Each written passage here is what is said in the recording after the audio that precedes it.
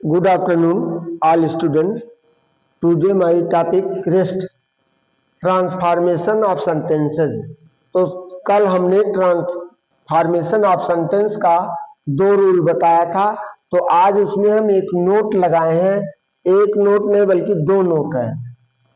If in any sentence so in passive voice, यदि कोई वाक्य पैसिव वॉइस में प्रयुक्त हुआ हो तो उस सेंटेंस का the sentence will be change in passive voice, तो उस सेंटेंस का परिवर्तन भी हम पैसिव वॉइस में ही करेंगे, ना कि अदर में। जैसे एग्जांपल हमने दिया है, the book is too costly to be purchased, तो पुस्तक इतनी महंगी है कि उसे खरीदा जा सकता है।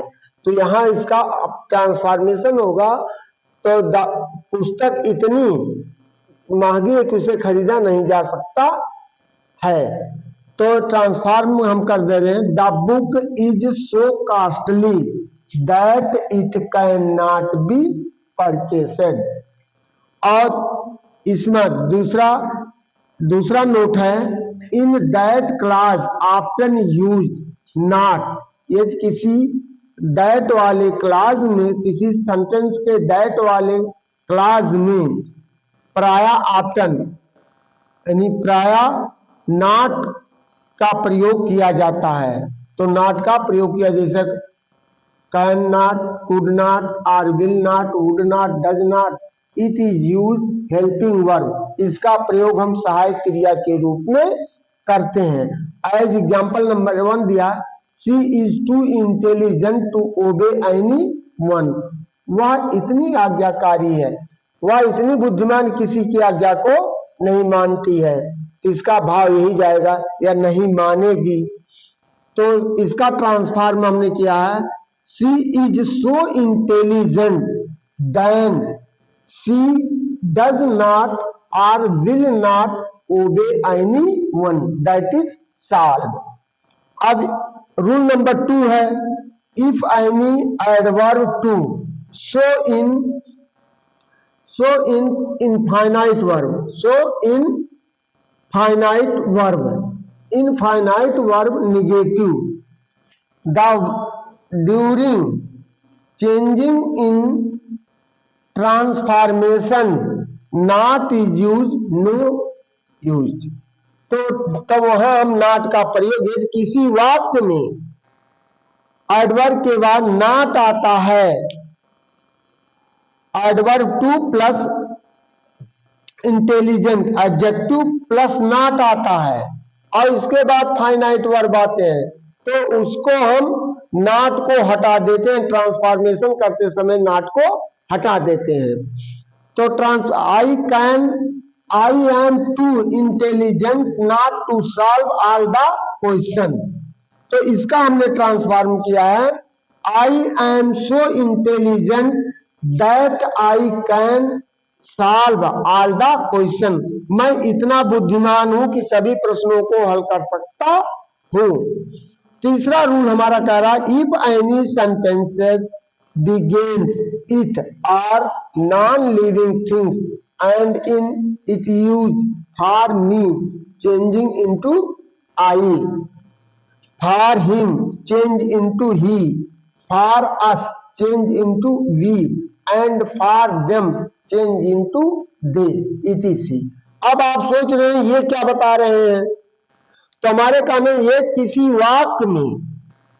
वाक्य का प्रारंभ बेजान वस्तु अथवा इट से शुरू हुआ होता है, और उसमें फॉर मी फॉर आई आया, फॉर मी आया तो हम उसको फॉर मी को आई में बदल देते हैं, और फॉर ही आया है तो हिम, फॉर हिम आया तो ही में बदल देते हैं, फॉर अस आया है तो वी में बदल देते हैं, फॉर देम आया है तो दे में बदल देते हैं।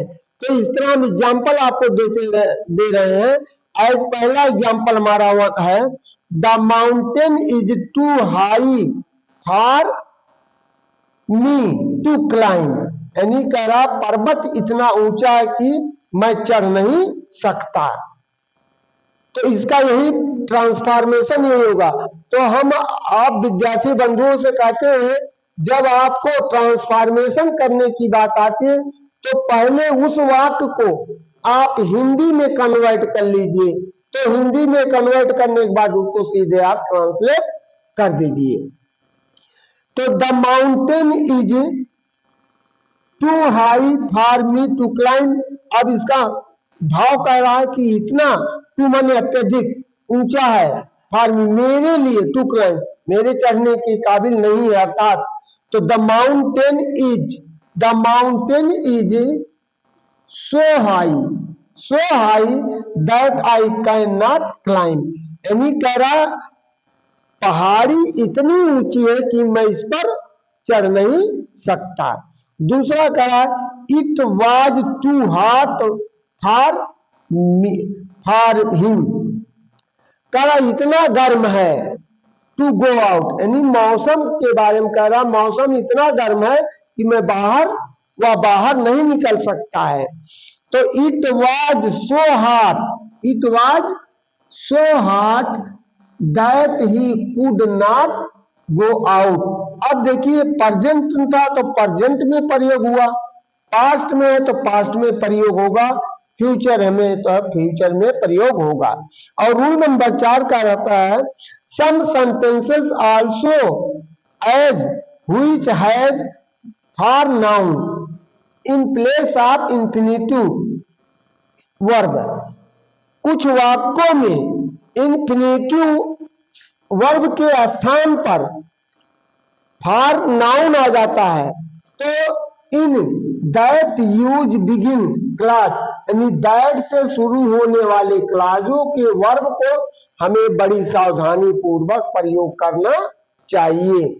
ये नहीं कि चाहे जैसे हम कर दें।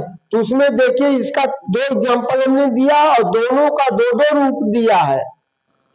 तो पहला है his sorrow is to deep for.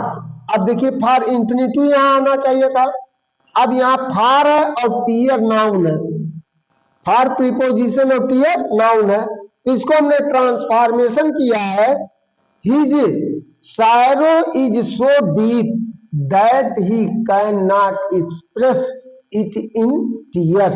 यानी कह रहा उसका दुख इतना गहरा है कि उसका वर्णन आंसुओं में नहीं किया जा सकता है। और फिर उसी का देखिए दूसरा हमने कैसे ट्रांसफॉर्म किया है his sorrow is so deep that it can not be expressed in tear. तो इसमें भी वही भाव है कि उसका दुख इतना है, इतना अत्यधिक है कि उसे आंसुओं के द्वारा या आंसुओं में हम प्रदर्शित नहीं कर सकते हैं, वह प्रदर्शित नहीं कर सकती है। दूसरा सेंटेंस हम ले रहे हैं my heart was too full for words. ये भी देखिए नाउन है और यहाँ फार आया है। तो इसका हमने ट्रांसफॉर्मेशन किया है my heart was so full that. तो that I could not speak out in words. यानी मेरा करा कि मेरे हृदय में इतना शब्द थे कि मैं उन्हें शब्दों के माध्यम से बोल नहीं सकता था। अब इसका यहां देखिए इसका दूसरा हमने दिया है my heart was so full that I could not utter any words. यानी मेरे मुख से कोई शब्द नहीं निकल सकता था। यानी इतना ज्यादा शब्द मेरे हृदय में भरे हुए थे कि मैं उनको अपने मुखार बिंदुओं से व्यक्त नहीं कर सकता था। तो 4 रूल हमने आपको बताया है। तो आज हम आपको एक्सरसाइज के रूप में दे रहे हैं rewrite the following sentences removing adverb too. अभी तक हमने आपको एडवर्ब टू के बारे में बताया है, तो उस पर हमने आज आपको 5 प्रॉब्लम आपके सामने प्रस्तुत कर रहे हैं और उसको सॉल्व करके बताइए और कमेंट के द्वारा हमें बताइए। तो और यदि कहीं कोई दिक्कत आती फिर कमेंट के द्वारा हमको इंगित करा दीजिए, सर यहाँ ये समस्या है। I am too busy to attend the marriage ceremony, the passage is too difficult for me to understand. Second हो गया। थर्ड क्वेश्चन हमारा, Sunil is too strong for us to be defeated. Fourth है, the tree is too high for them to climb. और fifth है, he is too old to win the race. और इस तरह यदि हम और आप कहते हैं तो हम और यदि कमेंट के द्वारा हम आप सूचित करते रहेंगे तो आपके परीक्षा के दृष्टिकोण को देखते हुए हम आपको इस तरह एक्सरसाइज भी देते रहेंगे। लेकिन यदि फुल वीडियो देखेंगे तभी इसका आनंद आप ले पाएंगे, अदरवाइज नहीं ले पाएंगे। तो इस तरह से आप अपनी एक्सरसाइज को भी कंप्लीट करते जाएंगे। और यदि कहीं भी त्रुटियां आती हैं, बार बार आप लोगों से यही मेरा रिक्वेस्ट होता है कि कहीं कोई भी कमी आती है ग्रामेटिकल मेथड में, जो कि आपके बोर्ड के अकॉर्डिंग मैं पढ़ा रहा हूं, उसमें त्रुटि आती है तो आप मुझको इंगित करते रहिए, कमेंट करते रहिए, तो मैं आपका समाधान करता रहूंगा। वीडियो को ज्यादा से ज्यादा लाइक करते रहिए, चैनल को सब्सक्राइब करिए।